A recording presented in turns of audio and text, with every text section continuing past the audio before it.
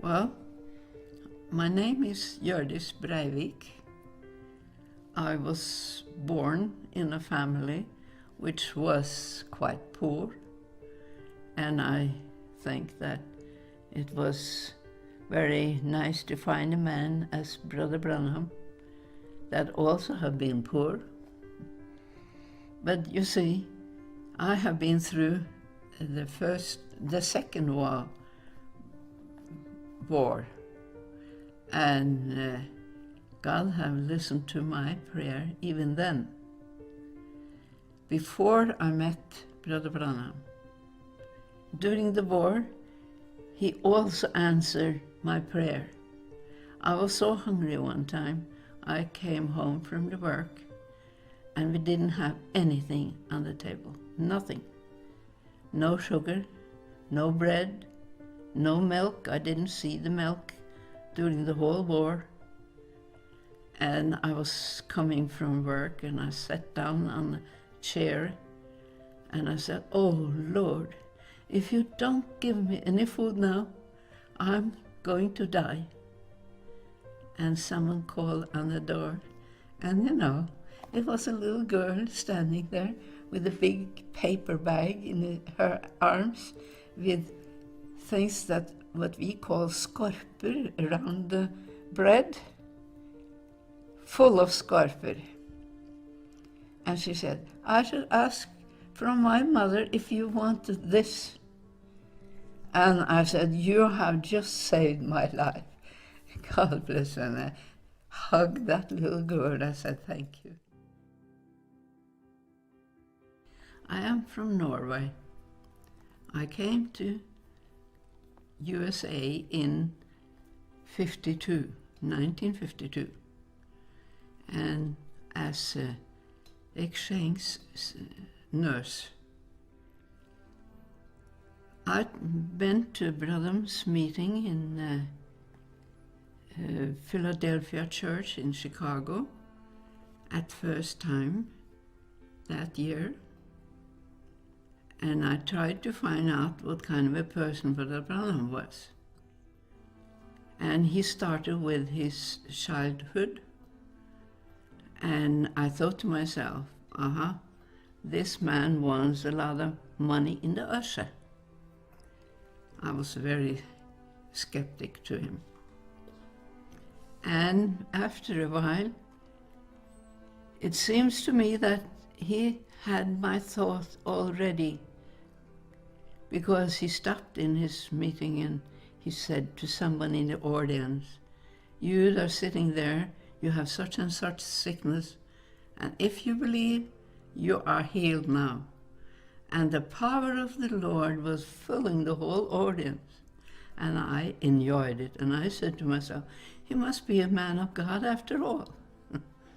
Then the power sort of went off, and I thought, he could have been agree with her to say something like that. He stopped again right after my thought went out, and he did the same thing again, pointed on someone and said the same thing, and the power of the Lord was so mighty, it filled the whole audience. And of course, I said, well, could it be that he had been agree with too? Then he did it for the third time, stopped in his preaching and pointed at someone sitting nearby me. And he said to that woman, "You are living with your son and daughter-in-law. They have for a long time tried to get rid of you. They have even put sharp things in your food. But you haven't told that to anybody. But from now on, you shall see a new power in your home, because those two are in a meeting, not here, in another meeting, but they are giving their souls to the Lord. And from now on, you shall see that you have peace in your home." And I can see her reaction. She started to cry of joy, of course. But then I said to myself, this man is a prophet for our time.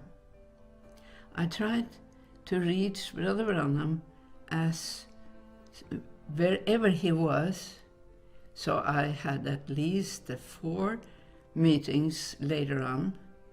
One of them was when he was stepping backwards from the pulpit, and a voice said, "This is not Branham that is speaking, that is I, the Lord.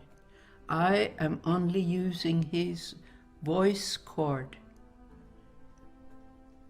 I went to more of his meetings, and I went to one of them when I was in the prayer line. And he was asking for whom has number 1. Nobody answered. And then he said, then I had to say 25, 26, and 27. And 2 in the back of me stood up. So I had to look at my prayer card, and I had number 1. I didn't want to be number 1 because I knew I had to stand up there for quite a while before he started to pray for the sick. But I went up there and I said to the Lord, please let me not get so nervous. All the people in the audience is looking at me. And I felt I was surrounded by peace. After a while, he had spoken for at least a quarter of an hour while I was standing there. Then he said, look at her, how peaceful she stands there. And he said, now you can come forth, because now is the pillar of fire here. And as I came forth, he started to speak about how and why I was at the prayer line. And I hadn't told him anything in the head of the time. And he started and saying, you have been operated for a tumor. But it wasn't a tumor, he said. It is your kidney that was laying there. And they could not remove that one. So this operation was no good for you. And he said, you are surprised, but I can see you are laying on the operating table, and he pointed over on my left shoulder. And he said, you are going to be well. He didn't say you are going to. And it took a while, but I got well. But then he told me, since I was the first one, I should walk down this way and you others do the same, he said, after being with me. So when I got down on the main part of the floor, he looked after me and said, this is art. The pillar of fire is following you, sister. And that was because I had said it was so wonderful to stand there, because I enjoyed it. It was like being in heaven.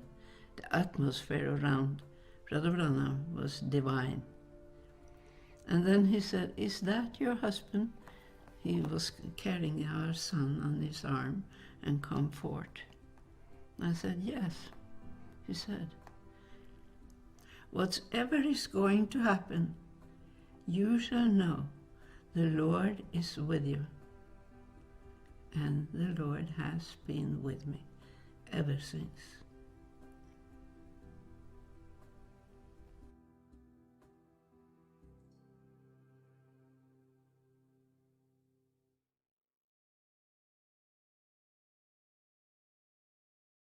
Shalom. Se este vídeo foi uma bênção para a sua vida, curta, compartilhe e assine nosso canal no YouTube. Deus te mantenha, querido irmão e irmã. Quiero amarte, Señor, y sentir la paz excelsa de tu amor. Quiero